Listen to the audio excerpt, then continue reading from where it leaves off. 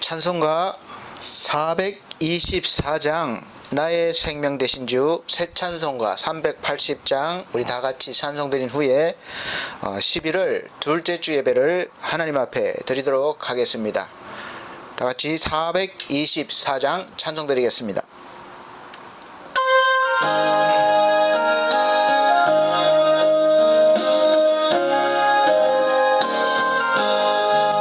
나의 생명 되신 주, 주님 앞에 나아갑니다. 주의 흘린 보혈로 정케하사 받아주소서. 날마다 주를 찬송하겠네. 주의 사랑의 줄로 나를 굳게 잡아내소서. 괴로운 세상 지날 때 나를 인도하여 주소서. 주를 믿고 나가면 나의 길을 잃지 않겠네. 날마다 주를 찬송하겠네. 주의 사랑의 줄로 나를 굳게 잡아내소서. 세상 살아갈 때에 주를 더욱 사랑합니다. 밝고 빛난 천국에 나의 영혼 걸어가겠네. 날마다 주를 찬송하겠네. 주의 사랑의 줄로 나를 굳게 잡아내소서. 아멘.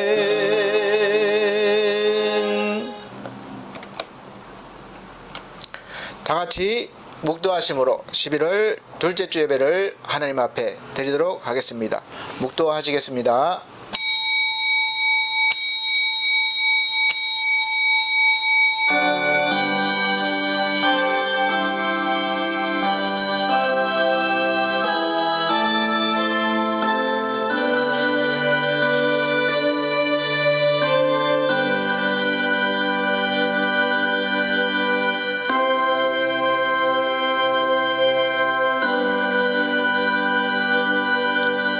우리가 이같이 너희를 사모하며 하나님의 복음으로만 아니라 우리 목숨까지 너희에게 주기를 즐겨함은 너희가 우리의 사랑하는 자 됨이니라.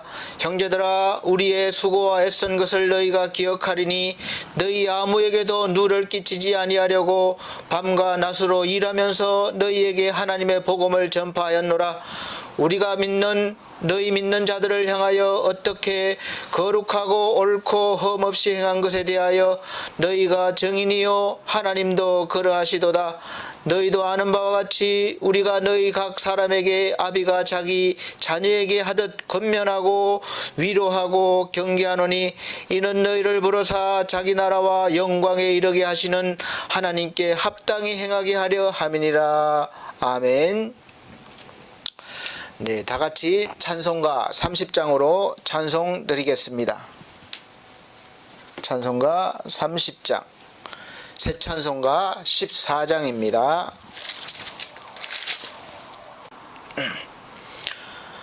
네, 찬송가 30장 다 같이 찬송 드리겠습니다.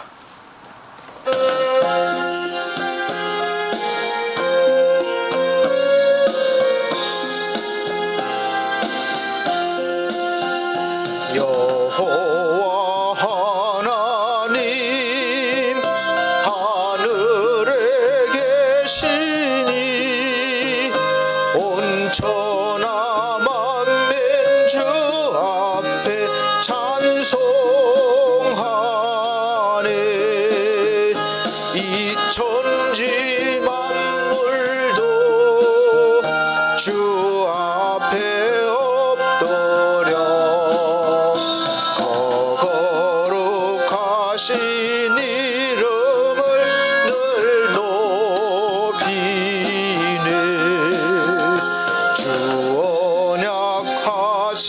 곳 끝까지 지키니 저 하늘나라 향하여 곧 가리라.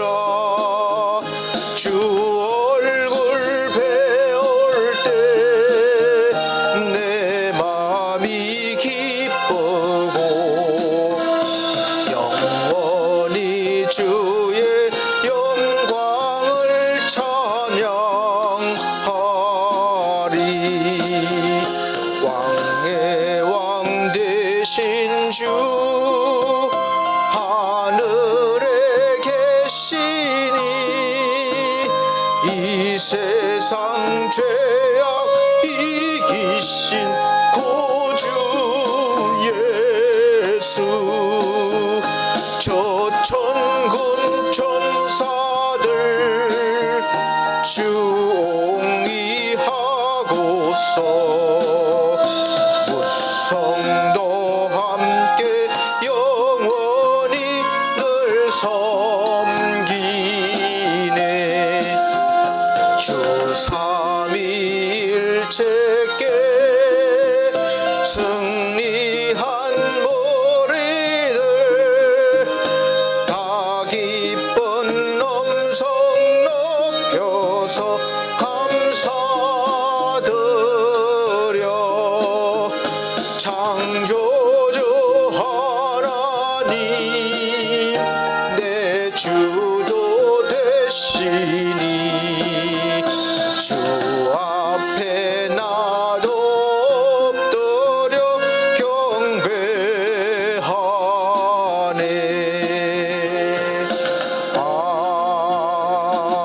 아멘. 네, 다 같이 교동문 봉독하시겠습니다. 이사야 55장입니다. 찬송가 뒤에 교동문 39번.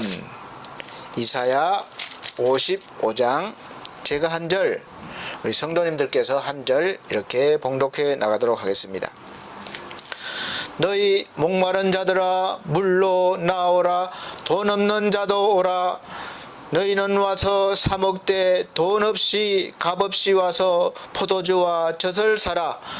너희가 어찌하여 양식 아닌 것을 위하여 오늘 달아주며 배부르게 못할 것을 위하여 수고하느냐. 나를 청종하라. 그리하면 너희가 좋은 것을 먹을 것이며 너희 마음이 기름진 것으로 즐거움을 얻으리라. 너희는 귀를 기울이고 내게 나와 들으라. 그리하면 너희 영혼이 살리라. 내가 너희에게 영원한 언약을 세우리니 곧 다윗에게 허락한 확실한 은혜니라. 너희는 여호와를 만날 만한 때에 찾으라. 가까이 계실 때에 그를 부르라. 악인은 그 길을, 불의한 자는 그 생각을 버리고 여호와께로 돌아오라. 그리하면 그가 긍휼히 여기시리라. 다 같이 우리 하나님께로 나오라. 그가 널리 용서하시리라. 아멘. 네, 다 같이 이 시간 사도신경으로 신앙 고백 드리도록 하겠습니다. 나는 전능하신 아버지 하나님 천지의 창조주를 믿습니다. 나는 그의 유일하신 아들 우리 주 예수 그리스도를 믿습니다. 그는 성령으로 잉태되어 동정녀 마리아에게 나시고 본디오 빌라도에게 고난을 받아 십자가에 못 박혀 죽으시고 장사된 지 사흘 만에 죽은 자 가운데서 다시 살아나셨으며 하늘에 오르시어 전능하신 하나님 우편에 앉아 계시다가 거기로부터 살아있는 자와 죽은 자를 심판하러 오십니다. 나는 성령을 믿으며 거룩한 공교회와 성도의 교제와 죄를 용서받는 것과 몸의 부활과 영생을 믿습니다. 아멘. 네, 다 같이 찬송가 27장 새 찬송가 27장 다 같이 들으신 후에 기도하는 시간 갖도록 하겠습니다.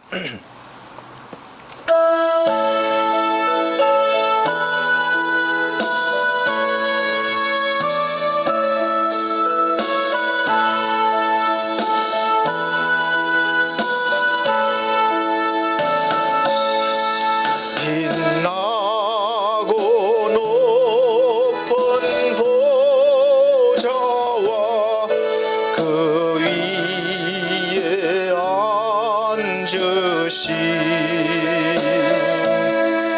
주의 얼굴 영광이 해같이 빛나네 해같이 빛나네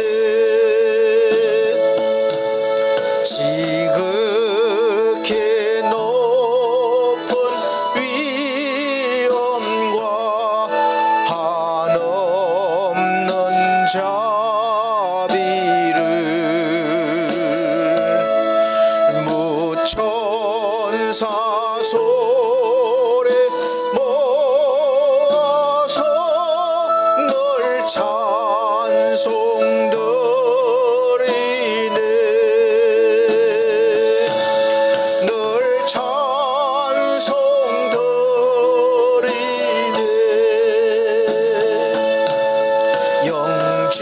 영죽을 나를 살리려 그 영광 버리고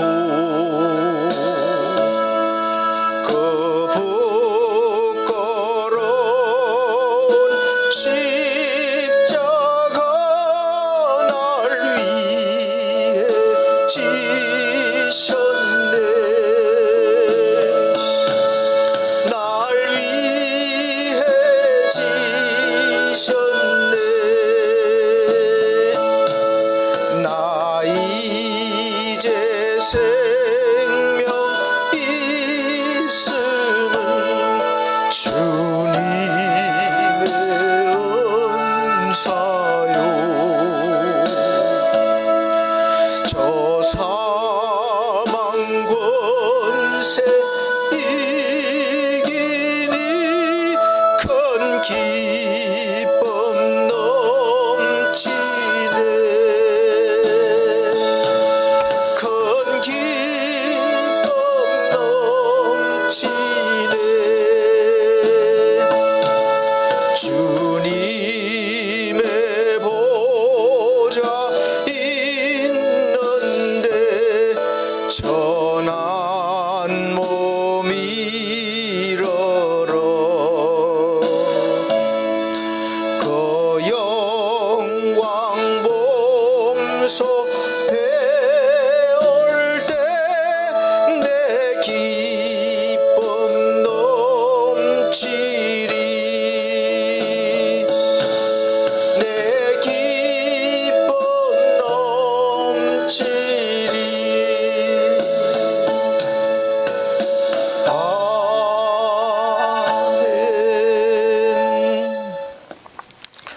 네, 이번에는 다 같이 기도하는 시간 갖도록 하겠습니다.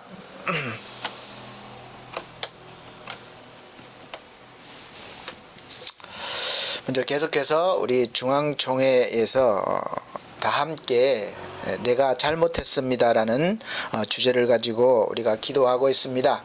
매주 월요일 오전 정오 12시인데 이 시간은 못하신 분들을 위해서 함께 기도하는 시간을 갖도록 하겠습니다.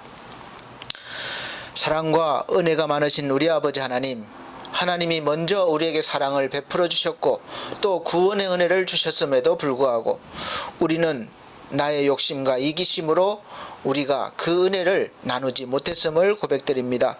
우리의 이웃의 아픔과 고통을 돌아보지 못하고 나의 삶을 살아왔습니다. 주여, 이 시간 고백드립니다. 용서하여 주시옵소서. 이제 나보다 이웃을 더 사랑하며 섬길 수 있는 믿음의 사람들이 될 수 있도록 도와주시옵소서. 지금 세상 가운데 고통과 어려움을 당하는 주의 백성들과 생명들이 많이 있습니다.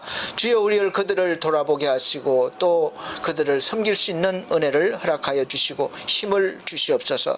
또한 아버지 하나님, 우리가 화평하지 못하고 또 격려하지 못하고 오히려 정쟁과 분열을 일삼고 또 비난의 행위를 해왔던 것을 용서하여 주시옵소서. 하나님이 주신 은혜 안에서 하나가 되지 못하였음을 용서하여 주시옵소서. 또 비록 둘로 나눌지라도 서로 격려하며 서로 함께 하나님의 은혜를 나누며 거룩한 일을 행해야 함에도 불구하고 서로 비난하며 아버지 하나님 그러한 행위들을 아버지 멈추지 못했음을 고백드립니다. 용서하여 주시옵소서. 이제부터라도 우리가 주의 말씀과 은혜 속에서 서로 합력하여 선을 이루는 은혜의 역사가 있게 하여 주시옵기를 원합니다. 우리 하나님 또한 우리 질병을 통해서 많은 것을 알게 하시고 깨닫게 하시고 변화시켜 주셨습니다. 우리가 간절히 기도하는 것은 이 땅에서 코로나라는 질병이 사라지기를 간절히 원하지만 또 이 가운데 하나님의 뜻이 계시기에 여전히 감염의 확산이 있고 또 아버지 하나님의 고통받고 죽어가는 이들이 있는 줄로 믿습니다. 주여 이러한 일들을 보면서 우리가 하나님의 깊은 뜻을 깨닫게 하시고 이 질병을 치지 않고 오로지 더 성숙한 믿음으로 하나님의 뜻을 이루어갈 수 있는 거룩한 믿음의 백성들이 되게 해 주시고 어려운 이 시대에 희망과 빛이 되는 그리스도인으로 살게 하여 주시옵소서. 또 아버지 하나님 이제 복음을 통해서 생명 살리는 일에 게으리한 것을 용서하여 주시옵소서. 나 스스로 또 우리가 살기 위해서 먹고 살기 바빠서 하지 못했던 일들을 이제 돌아보게 하시고 이제는 우리가 주님 주시는 복음을 가지고 영혼을 살리는 일에 더욱더 열심을 다할 수 있도록 생명 살리는 일에 열심을 다할 수 있도록 주여 복음으로 성령으로 충만케 하여 주시옵소서. 이제부터 더욱더 믿음의 삶을 살게 하여 주시옵소서. 또 이 시간 특별히 각자 어려운 문제나 고통의 문제를 가지고 하나님 앞에 나왔습니다. 아버지 하나님이 간절히 바라는 그들의 기도를 들어주시고 아버지 하나님 가운데 하나님 은혜 가운데 해결되어지고 평안 가운데 헤쳐나갈 수 있도록 능력과 권세를 더하여 주옵기를 간절히 바라고 원합니다. 또 질병으로 고통당하는 이들이 있습니다. 주여 그 질병을 통해서 하나님의 은혜를 더 깊이 깨닫게 하시고 질병을 이기게 하시고 또 우뚝 섬으로 하나님의 영광을 위해 살아갈 수 있는 아버지 하나님의 행복한 믿음의 삶을 살게 하여 주시옵소서. 이 시간도 하나님 간절히 바라기는 말씀이 들려지길 원합니다. 하나님의 말씀을 통해서 우리가 위로받게 하시고 뜻을 알게 하시고 순종하게 하여 주시옵소서. 부족한 주의 종을 붙잡아 주심을 감사합니다. 마치는 시간까지 주께서 함께 하심을 믿고 감사드리며 예수 그리스도 이름으로 기도하옵나이다. 아멘.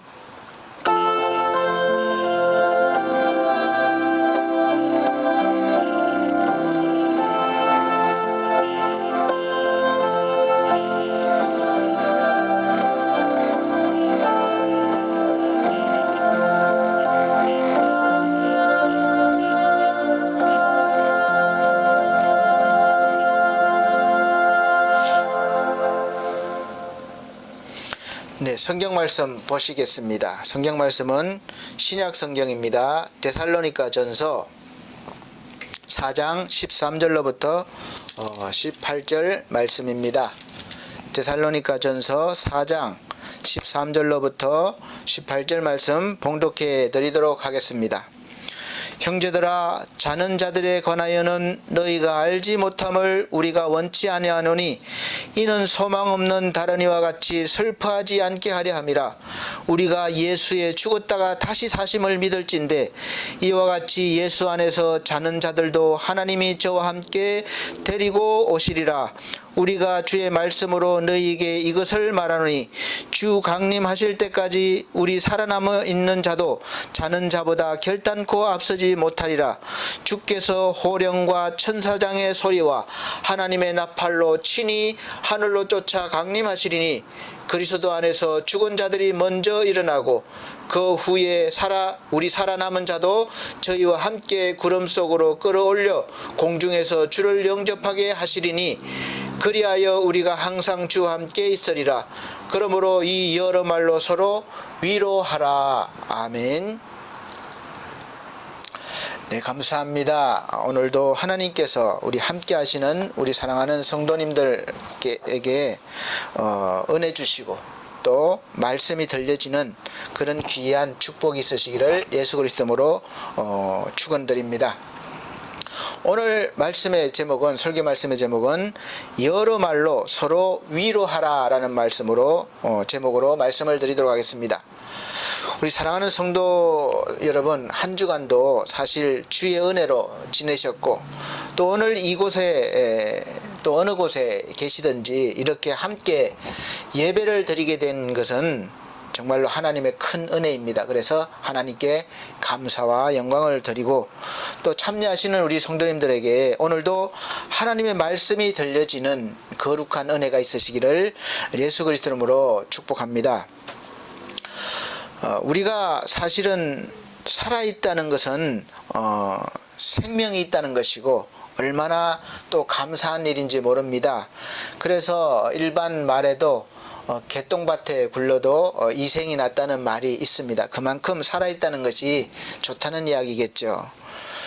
그리고 요즘처럼 사실은 전 세계적으로 이 죽음이라는 그런 두려운 공포가 이렇게 세계와 또 나라와 또 우리 온 사회를 덮은 적이 없었던 것 같아요. 그래서 요즘 우리나라는 그래도 사망률이 적지만 미국이나 유럽 쪽에 보면 하루에서 수십 명, 통계적으로 지금 엄청나게 많은 사람들이 죽고 있습니다. 그래서 죽음 앞에 애도하면서 보내고 있죠.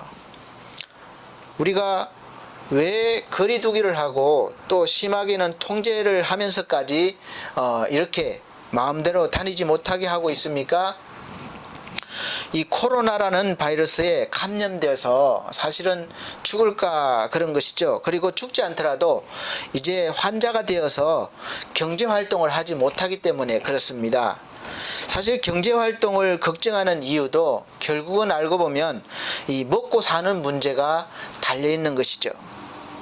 그래서 한 주 동안 어려운 가운데서도 우리 열심히 최선을 다해서 사신 우리 성도님들에게 이 시간 예배를 드리는 중에 하나님의 위로하심과 또 힘주심이 있으시기를 이 시간 예수 그리스도 이름으로 축복합니다.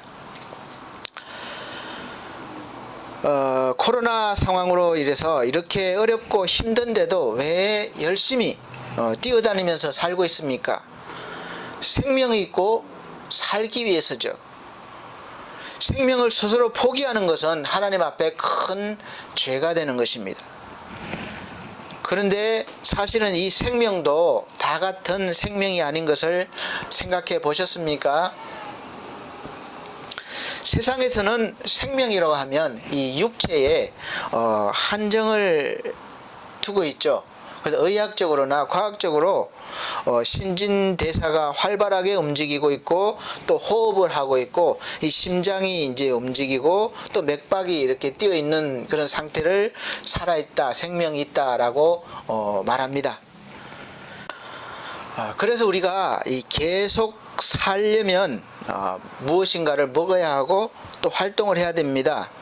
그래서 먹고 소화가 되고 그 소화된 것이 영양분이 흡수가 되어서 이 핏줄을 통해서 손끝이나 발끝까지 잘 머리털까지 영양분이 전달이 되고 또 속에서 에너지를 만들어서 활동을 하게 하는 이 모든 활동을 생명활동이라고 합니다. 그리고 이 생명활동의 시작을 어디에서 찾습니까? 일반적으로 생명이 누구의 것이냐 이렇게 물으면 어떻게 대답하실 것 같습니까? 내 생명이죠. 내가 갖고 있는데 대부분 그렇게 믿고 있고 또 말할 것입니다. 그리고 동양에서는 이 공자와 정자의 이야기로 보면 효경과 계정명의에서 보면 거기에서 유래된 고사성어로 신체 발부 수지 부무라는 말이 있습니다. 뜻을 보니까 몸신, 몸체, 트럭발, 피부부, 바들수, 갈지, 아비부, 어미모라는 한자어로 구성이 되어 있는데 이 뜻은 신체와 머리카락과 피부는 모두 이 부모에게 물려받은 것이기 때문에 자기 몸이라고 함부로 하지 않고 소중히 여기는 것이 효도의 시작이라는 그런 뜻이 있습니다. 좋은 뜻이고 좋은 사상이긴 하지만 부작용도 있습니다. 왜냐하면 우리가 종종 듣는 뉴스 중에서 이 살기가 어렵게 된 그런 부모님들이 정말로 살 소망이 없을 때 자신만 목숨을 포기하는 것이 아니라 자기로부터 태어난 자녀들까지 자기로부터 온 생명이기 때문에 자기가 거두어 가야 된다, 이런 아마 생각이 있는지 어린 자식까지 같이 포함해서 목숨을 끊는 경우가 종종 있습니다. 그래서 자기가 낳은 자식이니까 자기가 책임을 져야 한다는 의식이 은연중에 있기 때문이라고 생각합니다. 그럼 정말 나를 통해서 이 세상에 태어난 자식이 내 것이고 내가 책임져야 할 생명입니까? 일정 부분은 그렇죠. 우리가 돌봐야 되고 자립할 때까지는 생명을 돌봐야 되고 또 잘 성장할 수 있도록 돌봐야 됩니다. 그러나 그런 것은 사실은 잘못된 사상이고 생각입니다. 그래서 요즘 낙태에 대해서 찬성이다 반대다 논란이 많은데 과학적으로 의학적으로 어디서부터 생명이다 아니다 이런 것을 사실 규정하지만 어렵습니다. 그래서 생명에 대한 문제는 우리가 좀 더 깊이 생각하고 소중히 다뤄야 될 문제라고 생각합니다. 그리고 성경에 기록된 하나님의 말씀을 믿고 따르는 우리 기독교인들은 모든 것도 그렇지만 특히 이 생명에 대한 인식은 분명하게 가지고 있어야 됩니다. 모든 생명은 하나님께서 주관하신다는 확실한 지식과 그런 믿음이 있어야 하는 것이죠. 생명이 어디로부터 와서 어떻게 살아가야 되고 어디로 가는지 성경은 분명하게 말씀하고 있습니다. 성경에서 다루는 이 생명과 세상에서 다루는 생명은 이 차원이 다를 수밖에 없습니다. 왜냐하면 세상에서의 생명은 이 육체적인 생명으로 한정을 지을 수밖에 없는 것이 과학과 의학적으로 증명해야 하기 때문에 보여져야 되고 만져져야 합니다. 그래서 육체의 생명 활동이 있을 때 그 육체를 생명으로 보는 것이지 보이지 않는 어떤 영을 생명이라고 하지 않습니다. 우리가 영적인 눈이 닫혀 있기 때문에 어쩔 수가 없는 것이죠. 그래서 우리는 이 육체의 생명을 위해서 그렇게 애를 쓰고 있습니다. 그래서 건강을 해준다는 음식을 찾아다니면서 먹고 운동도 하고 아프면 병원에 가서 치료도 받습니다. 그런데 그렇게 애쓰면서 육체를 돌보는데도 사실 마음이 불안한 것은 그렇게 해도 우리의 육체는 갈수록 점점 더 쇠약해져 가고 무너질 수밖에 없고 결국에는 완전히 무너질 것입니다. 저만 보더라도 제가 아버지가 시골에 살고 계셔서 가끔씩 왔다 갔다 합니다. 몇 년 전만 해도 사실은 하루에 왔다 갔다 해도 그렇게 힘든 줄 몰랐습니다. 그런데 근래에는 사실 왔다 갔다 하면 너무 힘들고 피곤한 거예요. 그리고 피곤이 며칠 갑니다. 그만큼 이 육체가 그때와 비교할 수 없을 정도로 이렇게 기능이 모든 면에 떨어졌다는 의미겠죠.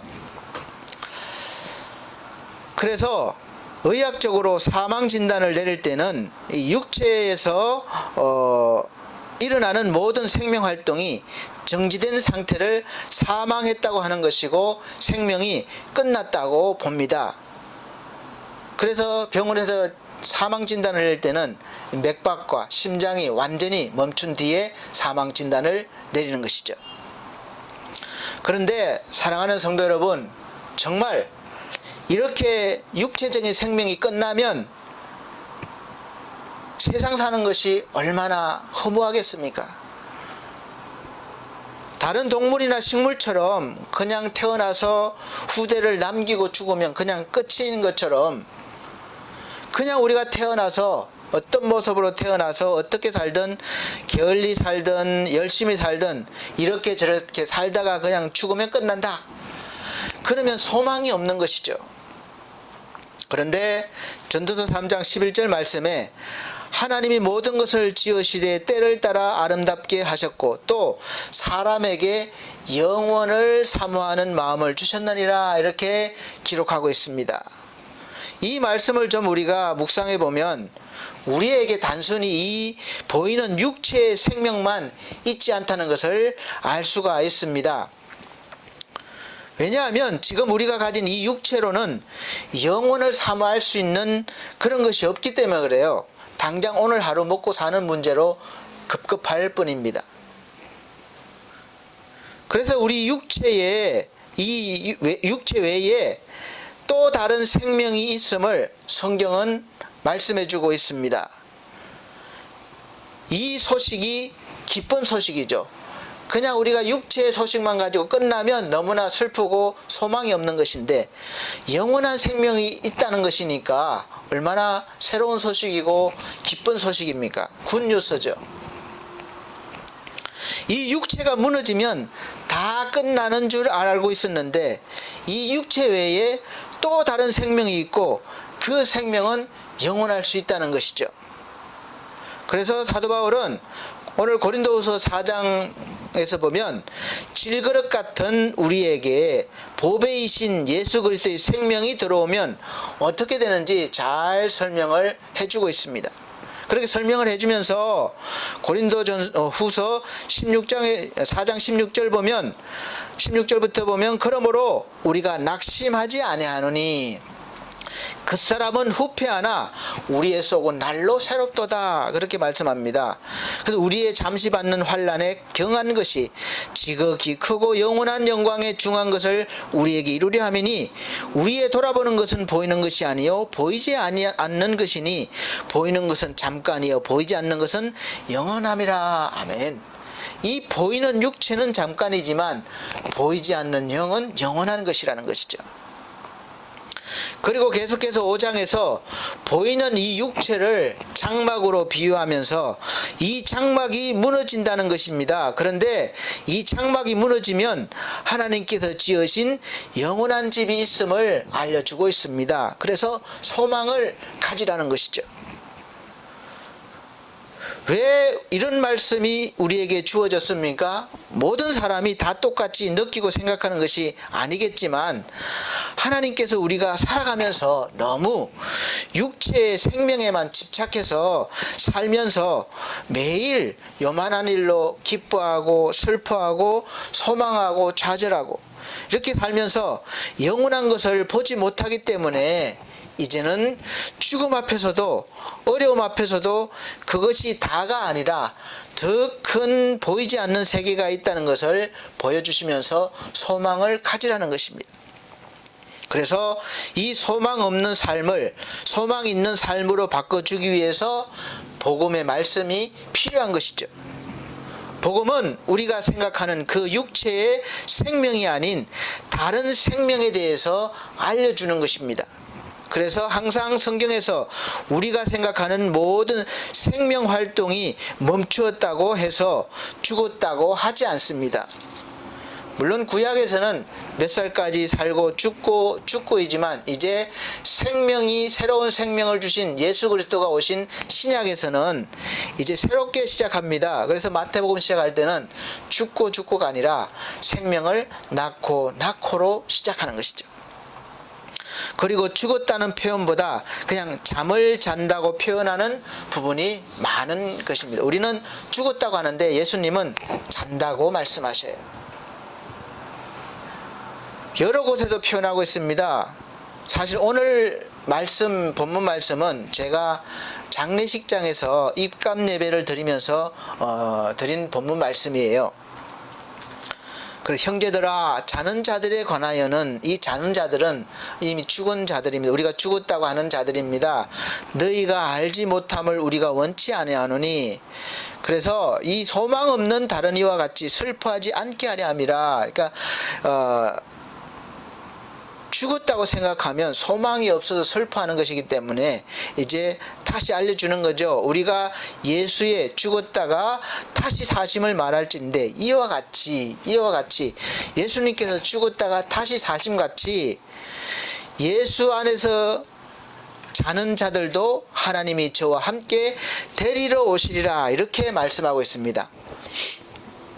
우리가 죽었다고 하고 사망했다고 하는 이 생명 활동이 모두 끝난 육체가 다시 살아난다고 생각하는 사람이 있습니까? 없습니다. 그래서 우리가 사망 진단을 내리면 어떻게 합니까?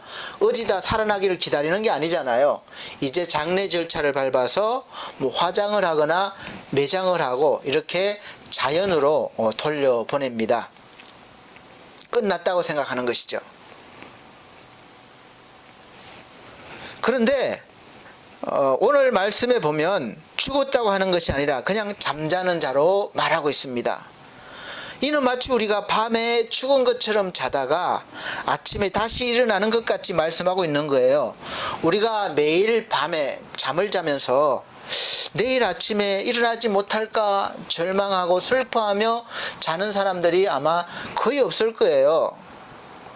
대부분 알게 모르게 내일 아침을 다시 맞을 준비를 그냥 익숙하게 하는 거죠.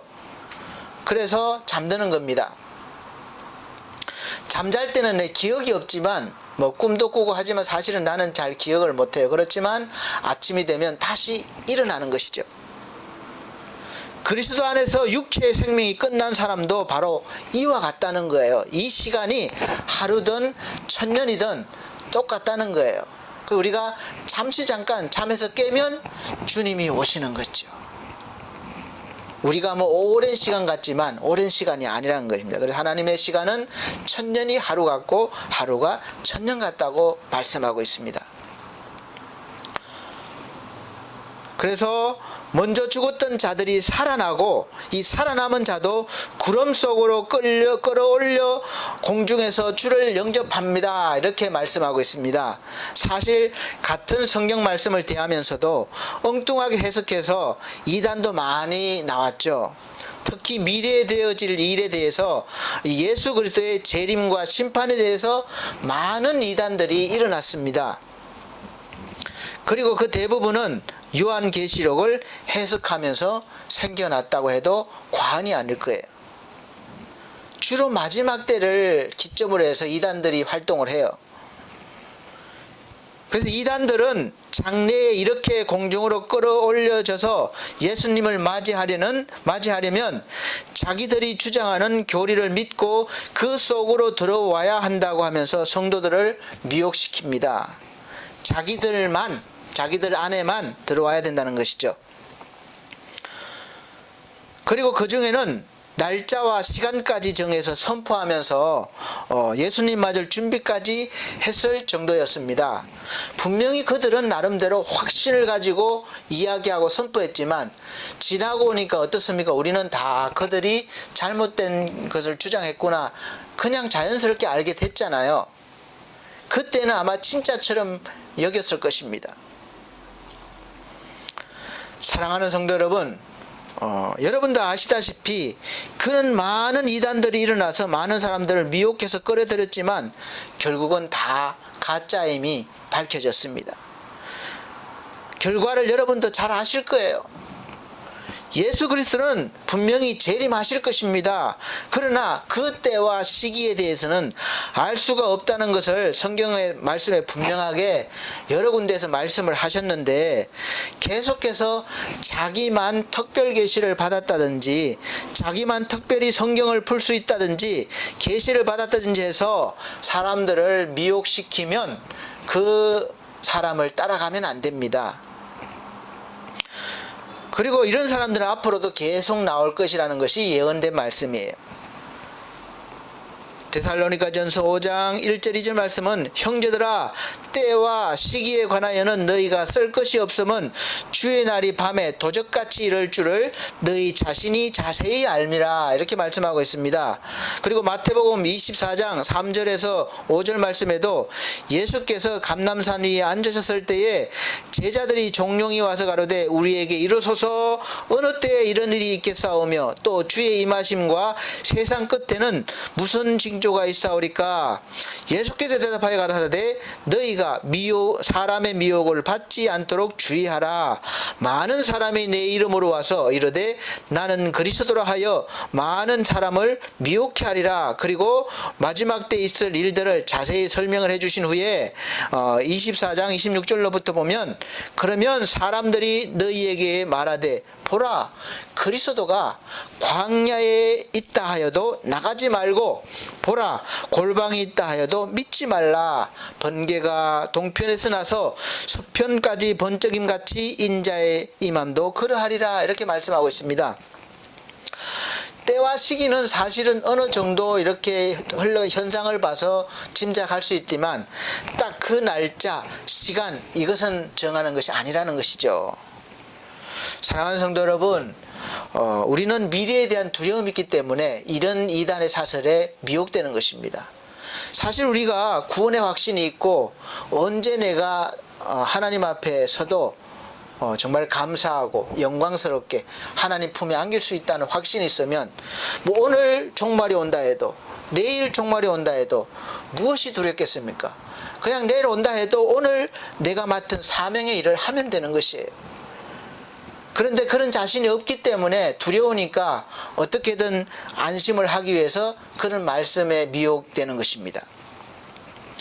우리가 이단들이 주장하는 사상이나 말씀에 미혹되는 것은 정말 위험하기도 하고 또 빠져나올 수 없는 그런 올가미가 될 것입니다.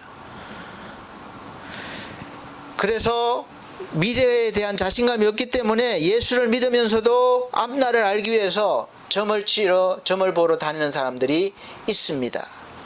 그리고 기도하면서 앞날을 알고 싶어 해서 예언한다는 사람들을 찾아다닙니다. 묻는 것이 내가 이쪽으로 가야 됩니까? 뭘 해야 됩니까? 이런 거예요. 그런데 여러분 이거 아십니까? 이런 행위를 하나님께서는 악으로 보시고 정말 싫어하십니다. 미래에 되어질 일을 하나님께서 일정 부분 알려주시는 것은 오늘 우리가 믿음으로 하나님과 동행하면서 하나님의 뜻을 이루는 삶을 살라는 것이에요. 그래서 오늘을 믿음으로 사는 사람은 미래에 되어질 일이 불심판이 된다고 해도 하나님과 함께 하는데 무엇이 두렵겠습니까? 그런 믿음이 없으니까 두려운 것이죠. 그래서 악한 영들은 그 틈을 노리는 것입니다. 그래서 아주 그럴싸한 교리를 내세워서 그 안에 들어오면 심판을 면하고 구원을 받을 수 있다고 확신시켜주는 거죠.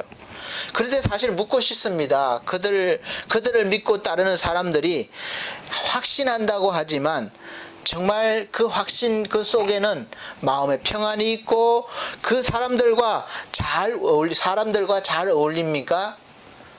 아닙니다. 대부분은 말로는 확신한다고 하고 자신 있게 말하고 있지만 그 뒤에 보면 자신도 그 속에 떨어질까 늘 두려운 거예요. 그래서 계속해서 무엇인가 시키는 것을 하지 않으면 안 되는 것이죠. 예를 들면 요한계시록에 나오는 14만 4천 명 안에 들어야 가야 되기 때문에 들어가는 조건을 맞춰야 되는 거예요. 그래서 그 조건을 맞추기 위해서 그렇게 모든 것을 다 하는 거예요. 열심히 다 하는 거예요. 삶을 포기하고까지 하는 것이죠. 그래서 죽을 때까지 노력해야 됩니다. 그래서 이제 나중에는 두려워서 빠져나오지 못하는 거예요. 나오는 순간 다 끝나고 구원에서 멀어지고 심판을 받는 것이기 때문에 그렇습니다. 사랑하는 성도 여러분, 우리 사랑이 많으신 하나님께서는 우리의 이 생명을 한 명이라도 함부로 또는 복잡하게 해서 그렇게 다루지 않습니다. 그래서 복음도 복잡하게 해서 구원하려고 하지 않으심을 믿으시길 바랍니다. 성경 말씀을 마치 어렵고 신비스럽게 해서 특별한 사람만 깨달은 것처럼 해서 분석해서 우리 속된 말로 쪼갠다고 그러죠. 그래서 듣도 보지도 못한 신비하고 비밀을 말하는 것처럼 이야기하는 것을 우리가 대단히 경계해야 합니다. 하나님께서는 물론 깊이 있는 말씀도 주셨지만 우리가 구원을 얻는 그런 교리적인 그런 말씀에 대해서는 비교적 비유로 또는 쉽게 알 수 있도록 해주셨습니다. 하나님께서는 우리가 단순히 육체의 생명뿐만 아니라 내 육체와 함께 있는 영의 생명을 얻고 하나님과 함께 동행하면서 하나님의 뜻을 마음껏 누리면서 살 수 있는 자격을 얻는 방법을 특별한 사람만 알 수 있게 하시고 아주 어렵고 복잡하게 하신 것이 아닙니다. 생명을 얻는 복음을 확실하게 말씀하고 있습니다. 요한복음 20장 31절에 오직 이것을 기록함은 너희로 예수께서 하나님의 아들 그리스도이심을 믿게 하려 함이요 또 너희로 믿고 그 이름을 힘입어 생명을 얻게 하려 함이라. 아멘. 그 어떤 누구도 성경 말씀을 해석하거나 전하면서 성경에서 말씀하시는 예수 그리스도가 자신이라고 한다든지 자신을 통해서만 구원받는다고 한다든지 순종해야 구원을 얻는다고 한다든지 또 지금까지 말씀과는 전혀 엉뚱한 쪽으로 신비스럽지만 말씀하고 있다든지 그러면 사실은 경계해야 될 대상입니다. 하나님께서는 우리에게 복음을 그런 식으로 듣게 하시지 않으셨습니다. 요한복음 10장 1절로 18절 보면 그 말씀에는 예수께서 우리가 알아듣기 쉽도록 양의 비유를 통해서 자기가 누구인지 말씀하셨어요. 그래서 양들이 목자의 음성을 듣고 목자를 따르는 것과 선한 목자는 그 양들을 지키기 위해서 목숨까지 버린다고 말씀하셨습니다. 이래서 목자와 양의 관계를 쉽게 말씀하신 거예요. 그래서 우리가 예수님과 우리 관계를 그렇게 알게 하신 것입니다. 사랑하는 성도 여러분, 여러분들이 설교를 듣든지 성경 말씀을 배우시든지 하는 것은 성경 말씀을 통해서 하나님의 음성을 듣기 위함이고 또 은혜를 받고 안심하고 평안하기 위함이고 또 점점 더 믿음이 깊어질 수 있도록 깊어져서 더 풍성한 믿음의 삶, 더 풍성한 인생을 살면서 그 모든 것을 하나님께 영광을 돌리기 위함입니다. 그리고 또 복음을 전하기 위함입니다. 이것이 신앙생활의 목적이에요. 그런데 어디에서든지 우리가 신앙생활을 하면 할수록 점점 더 그 짐이 무거워지고 또 마음에 평안함이 없고 더 열심히 하지 않으면 불안하고 더 강팍해진 삶을 살고 가족들과도 멀어지고 또 주위 친구나 직장 동료들과도 멀어지고 자기가 다니는 그 교회나 단체나 신앙생활 하는 사람들하고만 소통한다고 한다면 정상적인 신앙생활이라고 할 수가 없겠습니다. 또 제가 여기서 드린 풍성한 인생을 말씀드리면 또 자연스럽게 물질적인 풍성함이라고 이해하면 곤란합니다.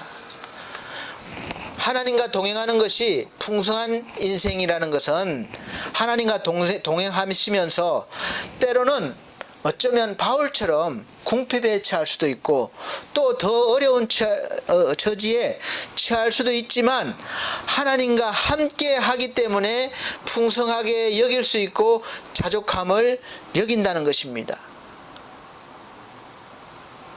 하나님께서는 어떤 때는 교회를 통해서 하나님의 뜻을 이루기 위해서 힘들고 어려운 시기를 지나게 하실 수는 있지만 또 그 뒤에는 반드시 그 어려움을 통해서 믿음으로 이야기하시고 더 풍성한 믿음의 인생을 살게 하십니다.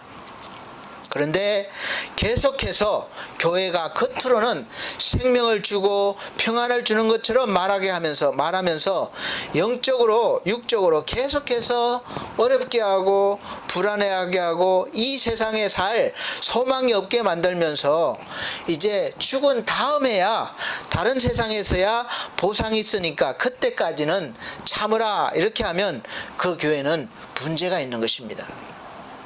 왜냐하면 주님이 그렇게 말씀하셨기 때문에 그래요. 그래서 요한복음 10장 10절에서 15절 보면 도적이 오는 것은 도적질하고 죽이고 멸망시키는 것뿐이요 내가 온 것은 양으로 생명을 얻게 하고 더 풍성히 얻게 하려는 것이라. 나는 선한 목자라. 선한 목자는 양들을 위하여 목숨을 버리거니와 삭군도 목자도 아니요 삭군은 목자도 아니요 양도 제 양이 아니라 이리가 오는 것을 보고 양을 버리고 달아나니 이리가 양을 넉탈하고 또 해치느니라. 달아나는 것은 저가 삭군인 까닭에 양을 돌아보지 아니함이라. 여러분, 참 목자는 자기의 양을 아끼고 자기의 양을 위해서는 목숨을 버리면서까지 구하려고 하지만, 거짓 목자는 자기의 양이 아니니까 양을 통해서 자기가 이익만 얻을 것을 생각하고 양이 힘들어하든지 죽더라도 신경을 쓰지 않는다는 것입니다. 우리 사랑하는 성도 여러분, 대부분 경우는 성경 말씀을 신비하게 어렵게 해석해서 전하지 않아도, 평범하게 전해도 하나님은 구원받을 자에게 깨닫게 하시고 믿게 하시고 은혜를 주시고 구원을 얻게 하십니다. 그래서 우리는 어느 때보다 참 목자이신 예수 그리스도의 말씀을 들어야 합니다. 그래서 왜냐하면 예수 그리스도만이 참 생명이시고 그 참 생명을 우리에게 줄 수 있기 때문에 그렇습니다. 그래서 우리는 먼저 예수 그리스도에 대해서 알아야 하는 것이죠. 아는 지식이 있어야 합니다. 모르면서 그냥 믿을 수는 없는 거예요. 그래서 들어야 한다는 것이죠. 그리고 예수 그리스도에 대해서 알려면 성경을 가까이 해야 합니다. 성경만큼 주님에 대해서 정확하게 확실하게 알려주는 것이 없기 때문에 그렇습니다. 이제는 성경책을 덮어주지 마시고 자주 보시길 바랍니다. 묵상하시길 바랍니다. 분명히 읽는 가운데, 묵상하는 가운데 하나님께서 크신 신비한 은혜를 주실 것입니다. 한번 경험해 보시기 바랍니다. 요한복음 5장 39절에는 너희가 성경에서 영생을 얻는 줄 생각하고 성경을 상고하거니와 이 성경이 곧 내게 대하여 증거하는 것이로다. 아멘. 그래서 예수 그리스도에 대해서 증거하는 성경이므로 여러분은 듣고 또 믿으시기 때문에 오늘 이 예배의 자리에 함께 계신 것입니다. 할렐루야. 그래서 이 예배가 참으로 중요합니다. 생명이 달려있기 때문에 그래요. 이 시간을 우리가 예수 그리스도를 믿고 얻은 이 새로운 생명을 가지고 하나님을 찬양하고 또 하나님께 기도하고 이 생명의 은혜를 서로 나누면서 오늘 말씀에 같이 위로하고 격려하는 시간이 되시기를 예수 그리스도 이름으로 축복합니다. 그리고 이 더 중요한 것은 이 새로운 생명이 지금 우리의 육체를 통해서 표현되기 때문에 그래요. 그래서 표현되기 때문에 더 풍성하게 누릴 수 있도록 믿음을 더 키우는 시간이기도 합니다. 이 생명은 영적이기 때문에 보여지고 만져지지 않습니다.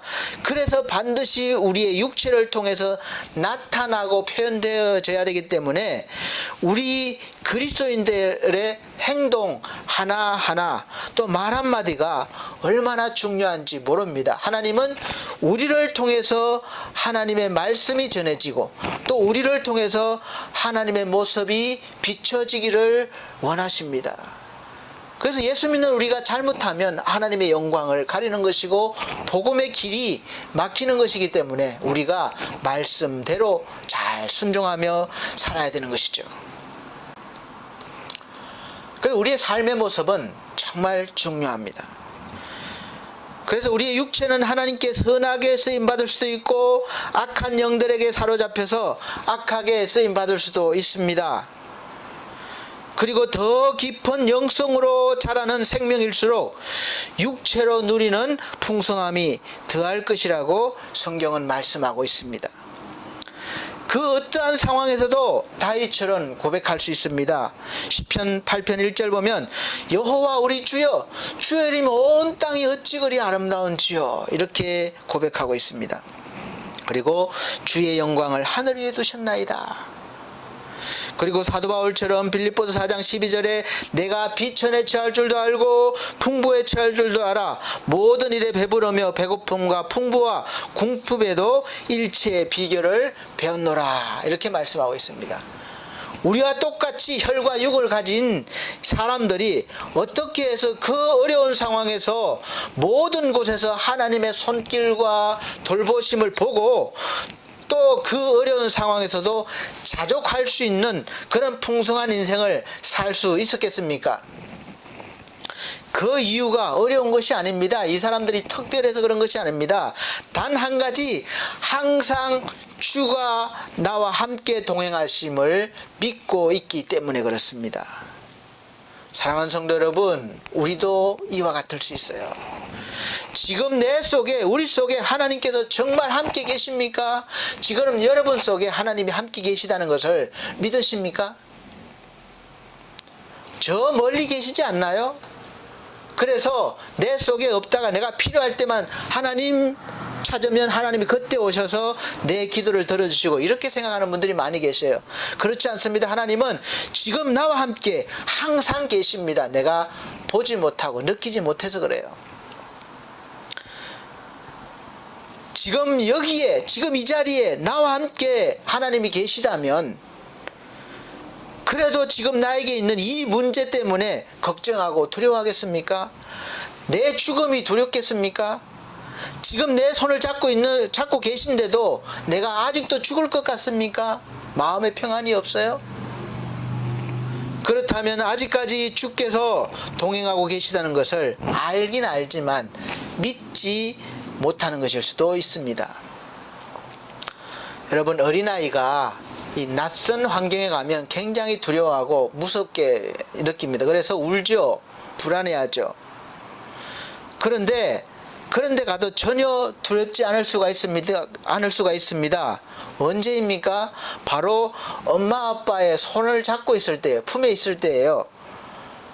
그래서 엄마 아빠가 옆에 있는 것을 알면 아무리 낯선 환경이라도 어린아이는 노는 데 집중하리라고 정신없이 놉니다. 불안 없어요.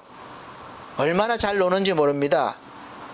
그리고 어린아이 놀면서 문득 불안이 느껴지면 누군가를 보게 되면 누굴 봅니까? 엄마 아빠가 옆에 계신가 보는 것이죠. 그리고 엄마 아빠가 나를 보고 있고 옆에 계시면 그때는 또다시 안심하고 정신없이 놀고 있습니다. 그런데 만약 엄마 아빠가 눈에 안 보이면 그때부터 울기 시작하는 거예요. 노는 거 아무리 좋은 장난감 다 필요 없어요. 사실 우리가 하나님을 믿는 믿음도 이 어린아이와 같은 믿음이어야 한다고 주님은 말씀하고 있습니다. 그래서 우리가 믿음은 아는 것에 그치면 안 됩니다. 믿어야 하는 거죠. 우리가 바쁘게 살다가 불안할 때, 옆에 계시구나, 주님이 계시구나, 그러면 또 안심이 되는 거죠. 그런데 주님이 안 보이기 때문에 그렇게 불안하고 고통스러운 거예요. 그래서 어린아이와 같은 믿음을 가지라는 것입니다. 믿음이 없다면 구하시기 바랍니다.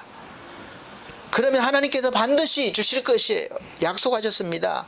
야고보서 1장 5절 말씀 보면 너희 중에 누구든지 지혜가 부족하거든 모든 사람에게, 특별한 사람이 아니라 모든 사람에게, 구하는 사람에게 후히 주시고 꾸짖지 아니하시는 하나님께 구하라. 그리하면 주시리라. 이렇게 확실하게 약속하셨잖아요.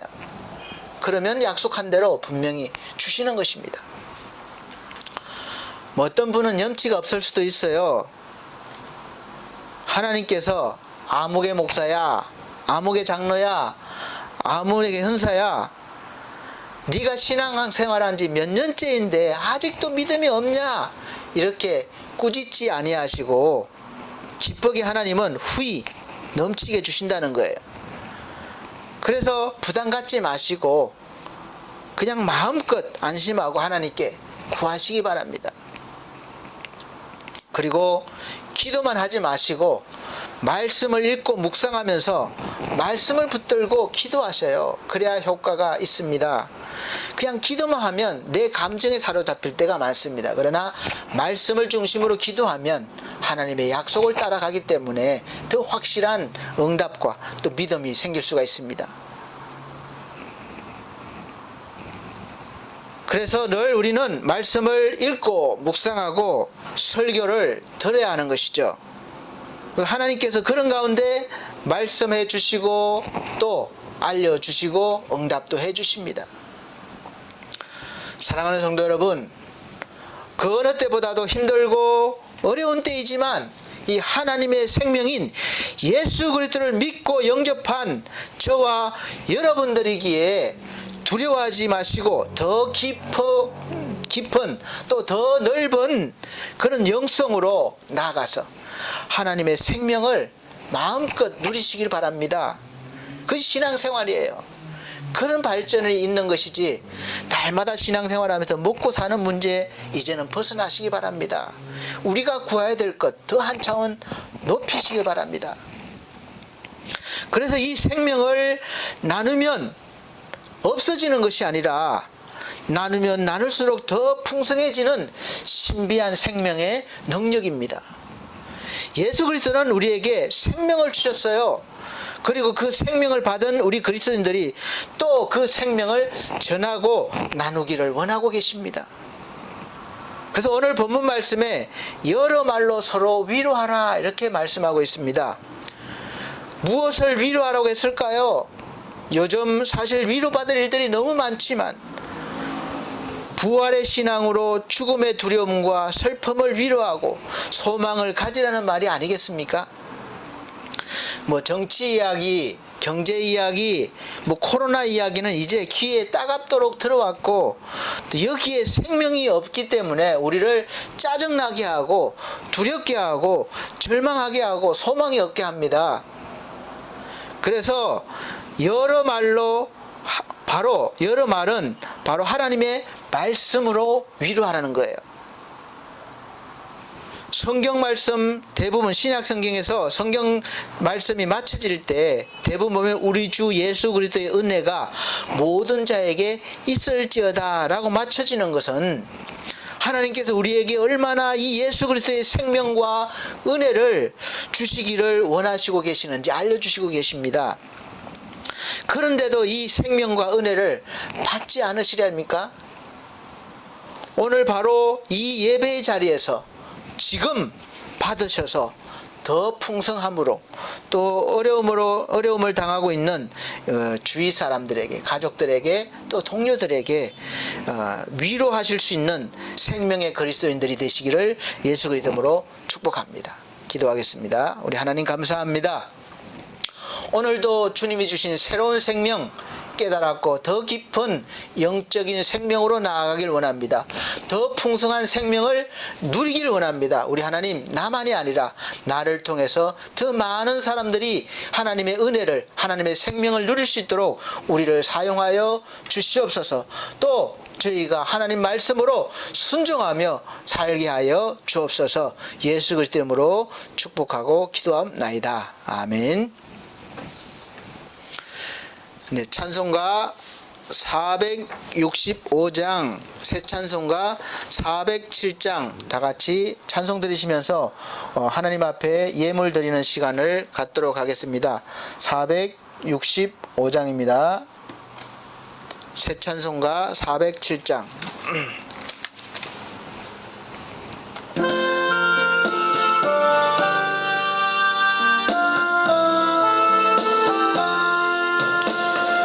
주와 함께 나 죽었으니 구주와 함께 나 살았도다. 영광의 기약이 이르도록 언제나 주만 바라봅니다. 언제나 주는 날 사랑하사 언제나 새 생명 주시나니 영광의 기약이 이르도록 언제나 주만 바라봅니다. 마음속의 시험을 받을 때와 무거운 건심이 있을 때에 주께서 그때도 같이 하사 언제나 나를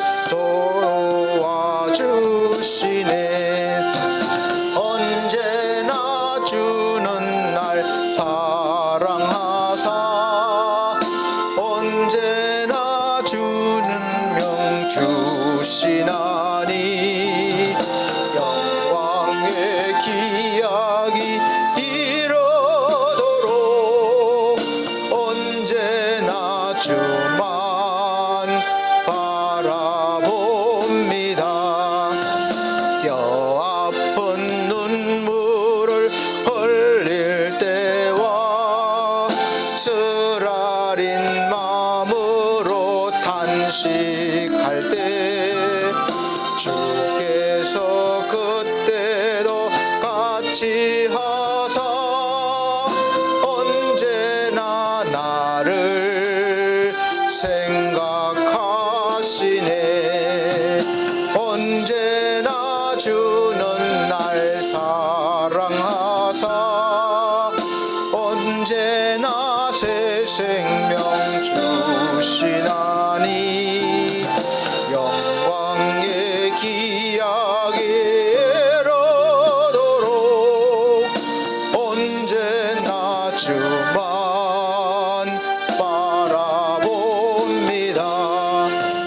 내 몸의 약함을 아시는 주 못 고칠 질병이 아주 없네. 괴로운 날이나 기쁜 때나 언제나 나와 함께 계시네. 언제나 주는 날 사랑하사 언제나 새 생명 주시나니 영광의 기약이 이르도록 언제나 주만 바라봅니다. 아멘. 기도드리겠습니다. 저는 주에 예물 드리신 분들은 자막으로 이렇게 올라갑니다. 사랑이 많으신 우리 아버지 하나님, 모든 것 주님 것입니다. 내가 땀 흘리며 열심히 벌었지만 주님 것이라고 고백드리면서 이 시간 예물 드립니다. 11조와 또한 감사의 물과 주정헌금과 선교의 물과 또 건축의 물과 또 특별예물과 하는 몸과 마음으로 드린 귀한 손길들이 있습니다. 주님 일일이 기억하시고 귀한 손길들 하나님 살아가면서 날마다 하나님의 풍성한 생명의 은혜를 능력을 누리며 살게 하여 주시옵소서. 모든 삶 가운데 어떠한 형편에 처하든지 자족할 수 있는 은혜와 능력을 허락하여 주옵소서. 귀한 예물 드린 손길 예수 그리스도 이름으로 축복하고 기도드리옵나이다. 아멘. 네, 감사합니다. 교회 앞에 광고 말씀 드리겠습니다. 매주 주일 오전 11시에 여전히 우리는 동영상 예배로 드리고 있습니다. 예배 전에 미리 자리 정돈 좀 하시고 옷도 깨끗한 옷으로 갈아입으시고 정식으로 이렇게 어느 장소에 있든지 예배에 참석해 주시기를 간절히 소망합니다. 그렇게 할 때 더 큰 은혜를 받으실 수 있습니다.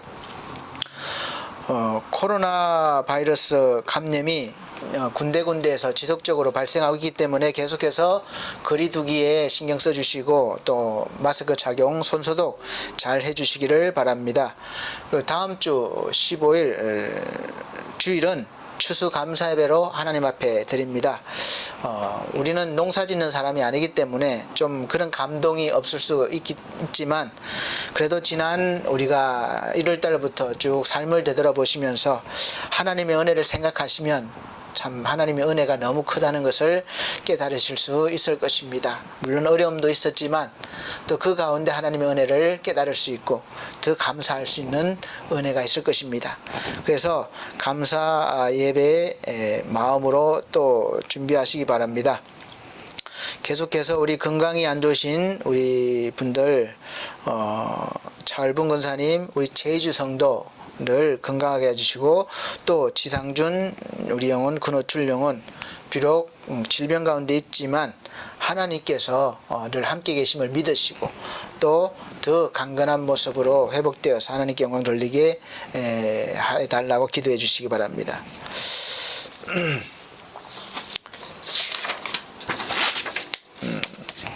찬송가 61장 결단의 찬송 드리시고 축도로 예배를 마치도록 하겠습니다. 새 찬송가는 54장입니다.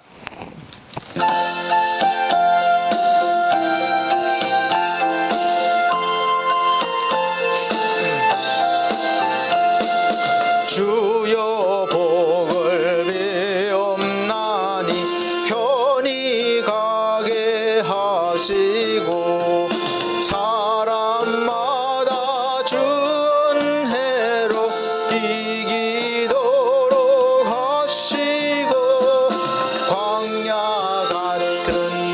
세상에서 항상 인도하소서.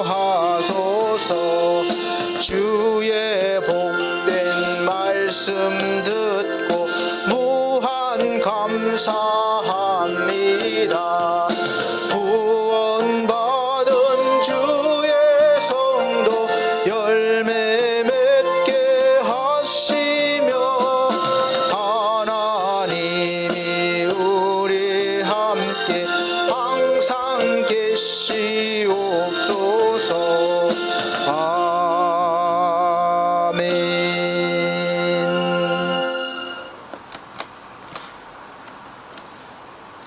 살아계시고 사랑으로 우리를 돌보시며 영원한 생명을 허락하시고 예수 그리스도의 생명을 우리에게 부어주신 우리 하나님의 은혜를 날마다 깨닫게 하시고 우리가 받은 그 귀한 생명을 나눌 수 있는 은혜도 믿음도 능력도 허락하여 주셔서 날마다 우리가 삶 가운데 믿음의 풍성한 삶을 살게 하여 주시옵소서. 어려울 때일수록 빛을 발하게 하시고 어려울 때일수록 서로 위로하는 자가 되게 하시고 어려울 때일수록 내 이웃을 내 몸과 같이 사랑할 수 있는 그런 그리스도인이 되게 하여 주시옵소서. 반석교에 속한 귀한 성도들 직장과 사업과 가정과 모든 곳에 하나님의 은혜와 화목이 형통함이 넘치게 하여 주시옵소서.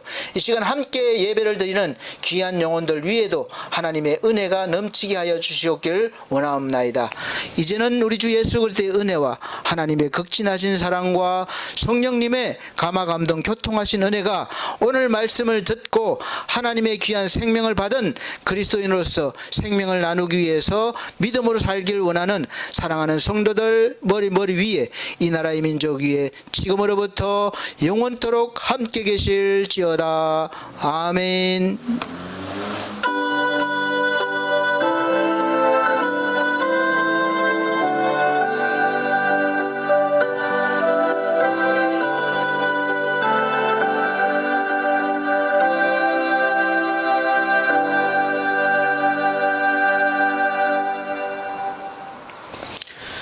감사합니다. 하나님께 영광 돌립니다.